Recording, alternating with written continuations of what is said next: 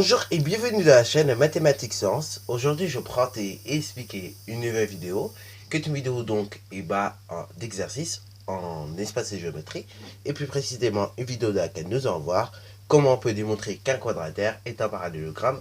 Donc là nous allons voir la deuxième partie de la vidéo, ok. Donc là on va forcément utiliser une autre propriété que celle que nous avons utilisée dans la dernière vidéo. Alors donc là, ici on voudrait démontrer que, tout simplement, le quadrataire EFGH est bien parallélogramme. Alors là, vous avez des données qui sont indiquées par des codages, ok. Alors là, oui, j'ai fait exprès de inverser les couleurs, c'est-à-dire qu'il n'y a que du rouge sur cette partie-là de la figure et que du bleu, ok. Bien évidemment, justement, en inversant les couleurs, en fait, ça veut tout simplement dire que le codage n'est pas le même, ok. Oui, parce que bon, sinon, soit le codage, c'est quasiment le même, ok. Si on ne comprend pas que j'ai inversé les couleurs. Donc là, justement, si les couleurs sont différentes, c'est que justement, c'est pour montrer que c'est pas la même chose, ok. Parce que bon, je n'avais pas d'autres idées de codage, ok. Voilà, voilà. Puis après, bon, du coup, même si vous ne voyez pas cela comme ça, vous remarquez aussi que j'ai rajouté un rond derrière, donc bon, vous voyez quand même c'est plus ou moins différent. Bon, sur ce donc, nous allons parler du codage un petit peu. Mais bon, ça, c'est pas forcément le plus important pour l'instant. Pour l'instant, on va déjà tout simplement regarder le quadrataire EFGH. Alors oui, en soi, le quadrataire EFGH, si on le regarde comme ça, il n'est pas tracé. Oui, il n'est pas tracé, c'est un peu fait exprès qu'ils ne soient pas tracés dès le départ. Oui, et d'ailleurs, c'est ce genre de truc aussi qui pourrait tomber dans une latéraux. Nous, une fois, on a eu un contrôle de maths sur les parallélogrammes et les nombres relatifs. Dans le contrôle, à un moment, on devait faire deux cercles de rayons différents, ok, mais de même centre, donc des cercles concentriques, ok, on appelle cela comme ça. Et donc, justement, on obtenait une figure semblable à ça, ok, sauf qu'on avait des cercles, vous l'aurez compris. Bon, donc, après, on devait démontrer qu'on avait à faire un parallélogramme. Là, c'est un peu le même style d'exercice, sauf qu'il n'y a pas de cercle, vous voyez, qui entoure. Après, si vous voulez, je vous montrerai plus tard à quoi ça ressemblait l'exercice. Vous allez voir que c'est quasiment semblable. Alors bon, oui, pour démontrer qu'on a affaire à un parallélogramme, on a quand même plusieurs solutions. Alors là, bon, les solutions et différentes propriétés vont s'afficher au fur et à mesure, voilà, voilà, pour juste vous prévenir que vous ne soyez pas étonné. Donc là, justement, première solution, on peut démontrer qu'on a affaire à un parallélogramme à partir des côtés opposés. Alors là, en réalité, il y a deux manières à partir des côtés opposés, soit on s'y prend par les longueurs, donc voilà, voilà, on utilise les propriétés du parallélogramme au niveau des longueurs. Après, deuxième solution, soit on peut s'y prendre avec le parallélisme et les côtés opposés. Donc là, pareil, on utilise les longueurs enfin, on utilise plutôt le fait que vous ayez des côtés parallèles, ok. Voilà, donc ça c'est une deuxième solution. Bon, troisième solution, sinon, vous pouvez également donc utiliser, tout simplement les diagonales du parallélogramme qui sont assez particulières, voilà, voilà, et donc qui emmènent, à des choses particulières. Bon, après, ou sinon, quatrième solution, vous pouvez également utiliser donc, tout simplement les angles opposés, ok.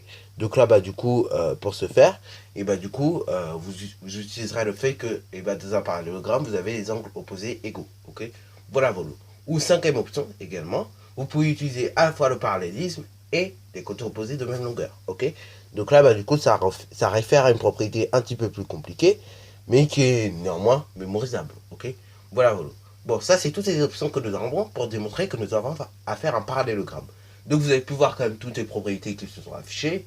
Bien évidemment, la meilleure propriété, c'est quand même celle justement des diagonales, ok. Puisque vous voyez que justement, si un quadrataire non croisé a ses diagonales de même mesure, ok, justement, alors c'est un parallélogramme. Là, ici, il se trouve que E, donc la longueur EO, ok, d'ailleurs ce point d'intersection je vais le nommer O pour pas que vous soyez perdu. Alors oui, là on n'est pas obligé de nommer le centre du parallélogramme puisque l'intersection des diagonales du parallélogramme normalement on appelle ça le centre, ok, du parallélogramme, mais normalement bon, pour faire plus simple quand même, on nomme toujours le centre du parallélogramme. Donc je refais du coup. La longueur EO est égale à OG, ok, et donc justement la longueur EG, c'est une diagonale de notre parallélogramme EFGH. Et la longueur HO est la même que OF, ok. Donc vous apercevez qu'en fait, les diagonales, ont une même mesure, ok. Enfin, les diagonales, bon, vous aurez compris quoi, ont une même mesure, et donc sont égaux. Ce qui veut dire que, justement, elles se coupent en leur milieu. Or, on le sait, si dans un parallélogramme, enfin si dans un quadrataire plutôt, nous avons des diagonales qui se coupent à leur milieu, ou qui sont égales, et bah, du coup, nous allons faire un parallélogramme. Donc déjà, première étape, on va indiquer ce qu'on sait comme d'habitude. Donc, faisons-le. Voilà, voilà. Donc on a mis tout ce que l'on sait. Alors là, j'insiste bien sur justement la démonstration.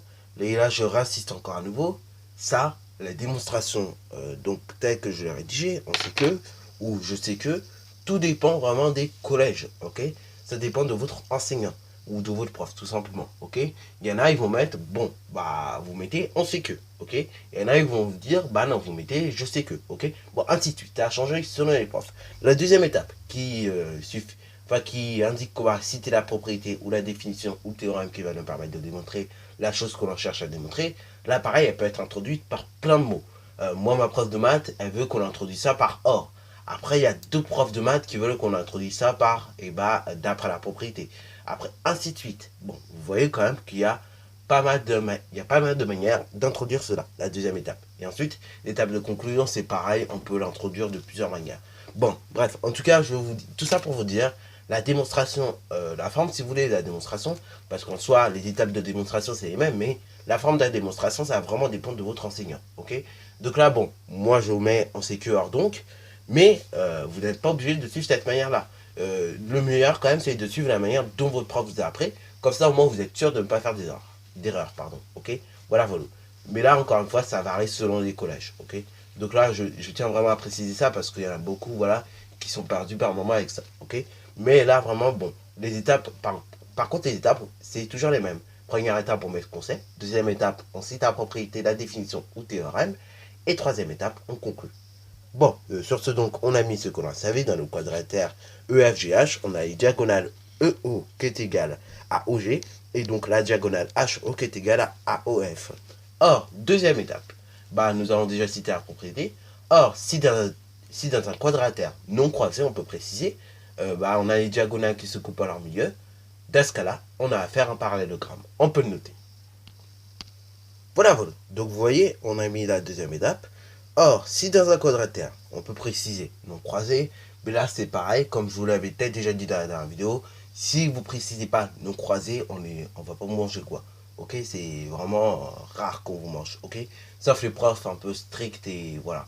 Mais souvent, la plupart des cas, pardon, à 90%, franchement, on va pas vous manger si vous n'avez pas précisé non croisé. Et encore moins dans un brevet des collèges, si vous ne précisez pas que le quadrataire est non croisé, là on risque pas de vous manger. Souvent le correcteur au brevet d'ailleurs, il est très indulgent parce que bon, il sait pas à qui il a affaire en fait.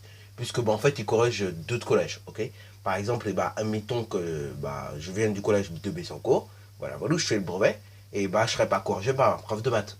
Ou par les profs qu'il y a dans ce collège. Je serai corrigé donc par un prof d'une autre académie, ok? Le plus souvent.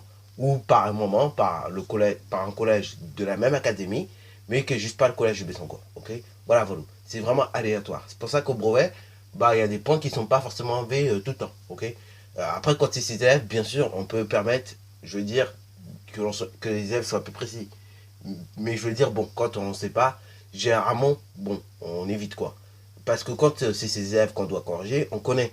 Mais alors que quand c'est pas des élèves qu'on corrige, que l'on connaît pas, mais qu'on doit corriger, et du coup, vous voyez, il y a certaines choses qu'on ne peut pas pénaliser. Voilà, voilà. Bon, après, bien sûr, si c'est des fautes d'imperfection, de précision, là, on est obligé de pénaliser parce que, bon, il faut apprendre à l'élève quand même à être assez rigoureux, ok? Et c'est ça que nous font apprendre les mathématiques notamment. Bon, maintenant, vous voyez qu'on a mis ce qu'on savait, ok, sur le parallélogramme, du moins sur le quadrataire. Après, on a mis ce que l'on savait, la propriété qui nous permettait de démontrer. Bon, maintenant, on peut conclure, soit que c'est oui, ou soit que c'est non. Là, en l'occurrence, vous voyez que dans le quadrataire EFGH, on a bien les diagonales qui se coupent à leur milieu. Or, d'après la propriété ici, un quadrataire non croisé a ses diagonales qui se coupent à leur milieu. Dans ce cas-là, on a à faire un parallélogramme. Vous voyez qu'on a eu une autre diagonale qui se coupe à leur milieu et que c'était bien un quadrataire non croisé. Donc, du coup, le quadrataire EFGH est bien un parallélogramme. Donc, on peut noter EFGH est bien un parallélogramme. Voilà, voilà. Sur ce, donc, c'est déjà la fin de cette vidéo. Si tu as bien aimé, n'hésite surtout pas à liker, à commenter et bonne reste à toi en mathématiques et en sciences. Et d'ailleurs, petite parenthèse avant que la vidéo se termine, pour les élèves qui auront du mal encore avec les propriétés, du moins à les apprendre, je vous conseille d'aller voir la playlist méthodologie et conseils d'apprentissage pour justement regarder comment apprendre une propriété. Ok, comme ça, pour les élèves qui ont du mal avec les propriétés, vous pourrez les apprendre facilement. Ok, ou par moment ne pas les apprendre. Par exemple, moi, je vous avoue, ce genre de propriété, je ne me casse pas la tête à les apprendre entièrement par cœur. Ok, c'est juste que c'est de la logique. Bon, là, je vous conseille d'aller voir cette petite vidéo là qui dure 6 minutes pour regarder comment ça marche, une propriété. Sur ce donc, c'est déjà la fin de cette vidéo.